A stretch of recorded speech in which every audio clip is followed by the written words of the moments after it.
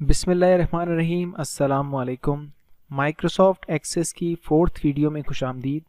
आज की इस वीडियो में हम बात करेंगे इंसर्ट कैप्शंस के बारे में कि हम अपने टेबल की फील्ड्स में किस तरह से कैप्शंस लगाएंगे और कैप्शन हमें कहां पर नज़र आते हैं और कैप्शन अगर हम ना लगाएं तो इससे क्या होता है। तो मैं चलता हूं अपने डेटाबेस की जानिब, जो कि मैंने अपनी लास्ट वीडियो में बनाई थी। मैंने अपनी इस डेटाबेस को ओपन कर लिया है। इस डेटाबेस के अंदर मेरे पास एक टेबल है जिसका नाम है स्टूडेंट्स। मैं इसे ओपन कर लेता हूं। सबसे पहले तो मैं आपको ये बता कि आप अपनी किसी भी टेबल के अंदर कोई फील्ड डिलीट करना चाहते हैं या उसमें कोई दूसरी फील्ड ऐड करना चाहते हैं तो आप किस तरह से करेंगे। तो मैंने टेबल को ओपन किया और मैं चला जाता हूं इसके डिज़ाइन व्यू में। जैसे ही मैं डिज़ाइन व्यू में आऊँगा तो इसके अंदर जितनी भी फील्ड्स हैं वो सारी मेरे सामने यहाँ पर नज़र आ रही हैं। फॉर एग्ज़ाम्पल मैं ये चाहता हूँ कि इसके अंदर एक नेशनलिटी की फील्ड और ऐड हो जाए। तो जो मेरी लास्ट फील्ड मैंने बनाई है कॉन्टैक्ट नंबर की, मैं इसी के नीचे क्लिक करता हूं और यहाँ पर एक और फील्ड जिसका मुझे नाम लिखना है नेशनलिटी, मैं वो बना लेता हूं। तो मैं यहाँ पे लिख देता हूं। इस फील्ड को बनाने के बाद मैंने इसके ऊपर टैब का बटन दबाया। जैसे ही मैं टैब का बटन दबा तो इस पर बाय डिफ़ॉल्ट शॉर्ट टेक्स्ट की डेटा टाइप सेट हो जाती है, जिसके बाद मैं इसे सेव कर देता हूँ। कंट्रोल S करके सेव किया। या मुझे इसमें से पहले की कोई बनी हुई फील्ड डिलीट करनी है तो उसको डिलीट करने के लिए आपने किसी भी फील्ड को इसके लेफ़्ट साइड वाले एरिया में आकर क्लिक किया। यहाँ पर आप देख रहे हैं कि मेरा एरो का कलर ब्लैक है।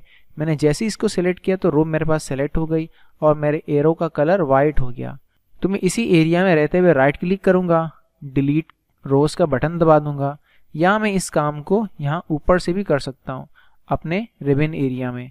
तो मैं यहाँ पे डिलीट रोज़ करूँगा तो ये मुझसे पूछेगा कि क्या मैं वाकई में भी इस रो को डिलीट करना चाहता हूँ। तो अगर आप इस रो को डिलीट कर देंगे तो इस रो के अंदर जितनी भी रिकॉर्ड्स की डिटेल्स हैं वो सब डिलीट हो जाएंगी, यानी कि तमाम तर पुराने रिकॉर्ड्स की जो डेट ऑफ बर्थ है साथ में वो भी डिलीट हो जाएगी। तो मैंने यहाँ पे येस का बटन दबा दिया। अब आप देख सकते हैं डेट ऑफ बर्थ की जो फील्ड है वो डिलीट हो चुकी है। मैं यहाँ पर कंट्रोल S करता हूँ और इस टेबल के टेबल व्यू में जाने के लिए मैं व्यू का बटन दबा देता हूं। तो आप यहां पर देख सकते हैं कि यहां से भी जो टेबल के अंदर डेट ऑफ बर्थ की फील्ड है वो यहां पर डिलीट हो चुकी है।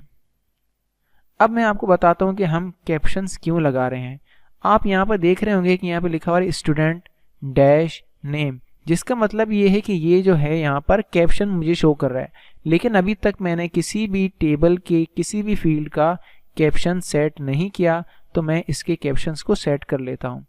इसके अलावा कैप्शन का क्या काम है। फॉर एग्जाम्पल मैं जब भी अपने पास टेबल बनाता हूं तो टेबल के अंदर आपको पता है कि मैं यहां पर स्पेसिंग का यूज़ नहीं करता, बल्कि मैं स्पेसिंग की जगह हाइफन का यूज़ करता हूं और मैं अपनी टेक्स्ट का जो लिखने का स्टाइल है वो मैं लोअर केस यूज़ करता हूं, जो कि डेटाबेस के अंदर टेबल बनाते हैं और जो टेबल की फील्ड्स होती हैं उसके लिए रिकमेंडेड होता है।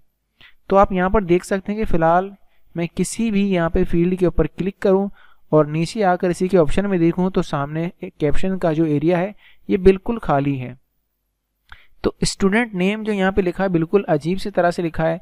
ये फील्ड बनाने की हद तक तो ठीक है, लेकिन कैप्शंस में अगर फॉर्म्स में मुझे इस फील्ड को दिखाना होगा तो वहाँ पर ये अच्छा नज़र नहीं आएगा। तो इस स्टूडेंट नेम को मैं सिलेक्ट करता हूँ और इसके कैप्शन में इसको अच्छा करके लिख देता हूँ, जिस तरह हम सेंटेंस केस में लिखते हैं। मैंने लिखा स्टूडेंट्स स्पेस नेम। लिखने के बाद मैंने कंट्रोल S का बटन दबाया और इस टेबल के टेबल व्यू में चला गया।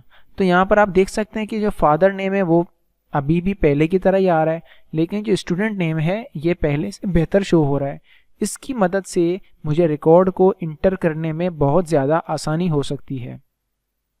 इसके अलावा मैं अगर इसी टेबल का फॉर्म बनाऊँ, जो कि हम अपने आने वाली अगली वीडियोस में बनाएंगे, तो मैंने टेबल को यहाँ पर ओपन किया हुआ है। मैं क्रिएट के टैब में आया और फॉर्म्स के ग्रुप के अंदर मैंने फर्स्ट वाला जो ऑप्शन है फॉर्म, इस पर क्लिक कर दिया। जैसे ही मैंने इसके ऊपर क्लिक किया तो मेरे सामने एक फॉर्म ओपन हो गया।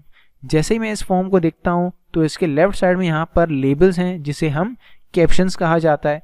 तो स्टूडेंट नेम का मैंने कैप्शन लगाया है तो यहाँ पर इसका कैप्शन नज़र आ रहा है, जबकि मैंने फादर नेम के ऊपर कोई कैप्शन नहीं लगाया, जिसकी वजह से यहाँ पे सिंपल सा फादर डैश नेम लिखा हुआ आ रहा है।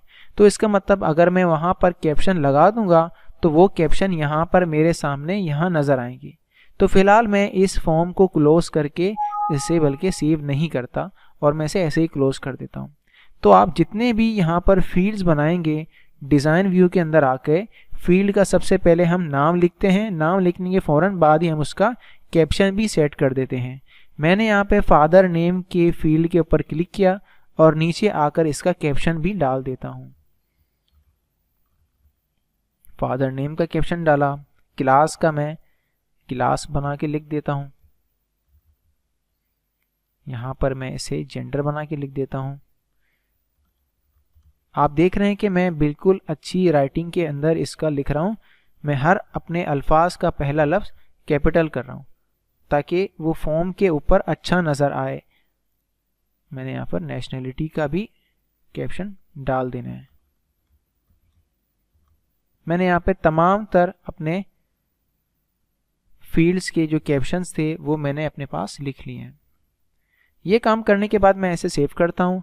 अब मैं दोबारा से इसके टेबल व्यू में जाता हूँ।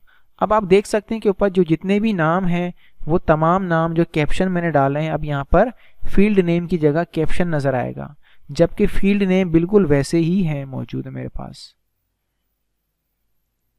और इसके अलावा मैं अब इसी का फॉर्म बना लेता हूँ। तो आप देखें कि फॉर्म के अंदर भी लेफ़्ट साइड में तमाम मेरे लेबल्स के ऊपर कैप्शंस नज़र आ रहे हैं। फॉर्म के इस कंट्रोल का नाम इसे लेबल कहा जाता है। लेबल क्या बताता है?